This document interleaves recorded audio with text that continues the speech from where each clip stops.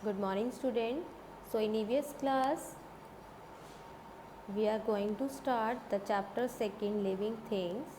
So in previous classes I have explained these chapters, the all living things, how to breathe and how to move here and there. So now let's start living things grow. Okay, so all living things grow, they get bigger size in change shape and they grow older, later they die. तो हर एक चीज़ जो है वो कुछ समय के बाद die हो जाती है, यानी कि उसका अंत हो जाता है। अब जैसे आप देखो, न्यू बॉर्न बेबी है, एक बेबी स्मॉल होता है, तो उसकी नेक्स्ट जो स्टेज आती है वो चाइल्ड होता है, उसके बाद adult and then old age. ठीक है, तो ये क्या है, लिविंग थिंग्स हैं and same has used in the hen. Hen जो है वो कैसे ग्रो होती है, पहले एग होता है, एग के बाद एग जो है वो हैचिंग होता है, एग के टूटने के बाद एक चिक आता है, चिक यानी एक चूज़ा जिसे हम कहते हैं, उसके बाद वो एडल्ट होता है, एडल्ट यानी कि एक हैन की शेप लेता है। तो इसी तरह सबका एक लाइफ सर्कल होता है। तो देखिए, a chick comes out of an egg, it grows and become a hen. Baby animal grow to the become adult, has they grow they resemble their parents.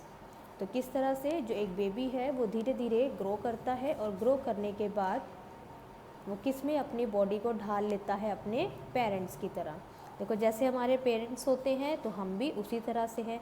अब जैसे डॉग है, डॉग के parents जैसे होते हैं उसकी बॉडी भी वैसी हो जाती है। इसी तरह से हैन है, तो धीरे धीरे जो बच्चा है वो अपने पेरेंट्स का रूप ले लेता है।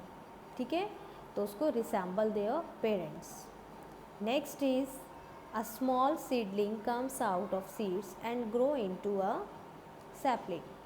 So grow into a sapling when the sapling grow from the seed.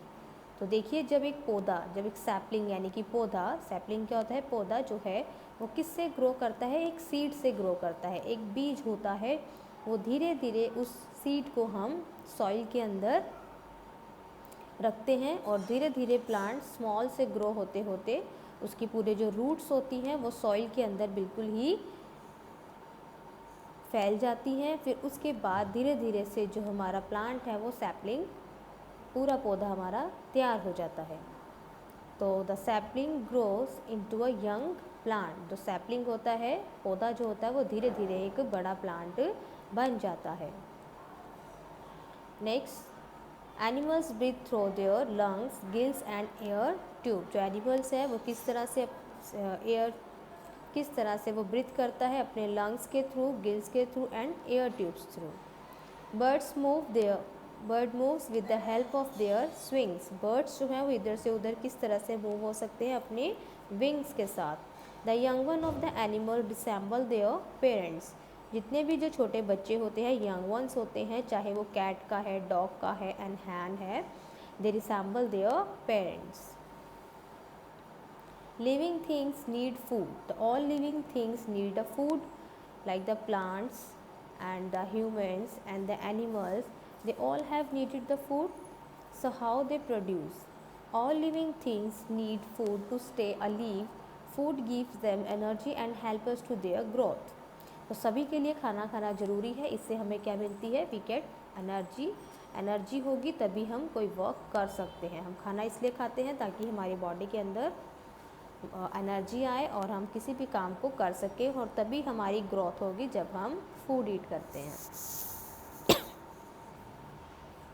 Plant makes their food from the nutrients of the soil. जो प्लांट्स हैं वो अपना खाना कैसे बनाते हैं, फूड, जो सॉइल होती है। जब सैपलिंग के अंदर, जब पौधे के अंदर, देखो यहाँ मिट्टी है, इस मिट्टी यानी कि सॉइल, ठीक है, इस सॉइल के अंदर, इस मिट्टी के अंदर बहुत सारे न्यूट्रिएंट्स होते हैं। आपने देखा होगा कभी कभी हम पौधे के अंदर खाद डालते हैं, यानी उसको हम उसका एक भोजन देते हैं सॉइल को। उस सॉइल जो है वो उस पूरी, जितने भी हम इसके अंदर फॉर्स डालते हैं वो उसको ऑब्जर्व करके अपने न्यूट्रिएंट्स लेकर के वो पौधे को क्या बनाता है, ग्रो करता है। तो देखिए, nutrients of the soil in the presence of water, air and sunlight. और वो सॉइल के अंदर वाटर होती है, एयर होती है और साथ में सनलाइट ले करके वो एक पौधे को बनाता है। तो इस प्रोसेस को हम क्या बोलते हैं? Photosynthesis.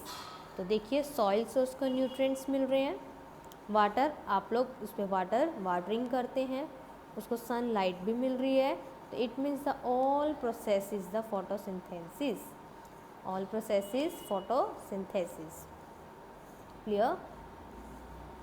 And it take place in green leaves, तभी वो अपने पौधे की पत्तियों को ग्रीन कर सकता है। तो पौधे की जो पत्तियां जो ग्रीन होती है, leaves, with the help of the photosynthesis. तो फोटोसिंथेसिस तभी होगा जब उसको न्यूट्रिएंट्स मिलेंगे सॉइल से, water and sunlight and air. Animals gate their food from the plants and the other small insects. तो देखो कुछ ऐसे एनिमल्स होते हैं जो पेड़ पौधे खा करके या भोजन खा करके अपना सर्वाइव करते हैं। And the some plants and the insects जो होते हैं वो छोटे मोटे इंसेक्ट यानी स्मॉल इंसेक्ट्स को ईट करके अपना भोजन गेट करते हैं, अपना भोजन प्राप्त करते हैं। Next is the living things feel.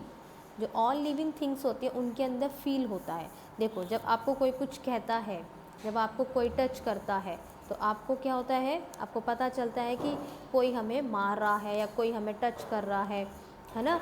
तो सबके अंदर फील्स होते हैं। इसी तरह देखो हम पढ़ेंगे प्लांट्स के अंदर फीलिंग्स कैसे होती है। All living things have their on the senses, इन सब के अंदर सेंसेस होती हैं।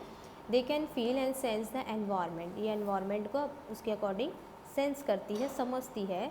When a person feel the prick of the thorn, he and she immediately pulls his her hand away. जैसे देखो ये कैक्टस प्लांट है तो इसमें क्या होते हैं? थ्रॉन्स होते हैं। थ्रॉन्स होते हैं कांटे।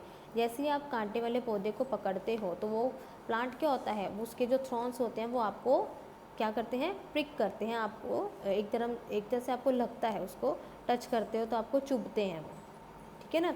तो ये हमें क्या है? उनकी जो सेंस है, उनको पता लगा कि हमें किसी ने छुआ तो उन्होंने जल्दी से उसको क्या कर दिया? उसके थ्रॉन्स किसी को जल्दी से पिंच करने लग जाते हैं, चुभ जाते हैं। And plants also feels they the respond accordingly. For the example leaves a touch me not hold when touched. कभी कभी fold when touch. Some plants leaves इस तरह से होती हैं, जब आप लीव्स को जैसे टच करते हैं वो एकदम से फोल्ड हो जाती हैं, ठीक है? Like this. देखो ये प्लांट्स की लीव्स है, जैसे टच की तो लीव क्या हो रही है? वो फोल्ड हो रही है। And next, living things reproduce. So reproduce topic will explain in the next topic. Thank you.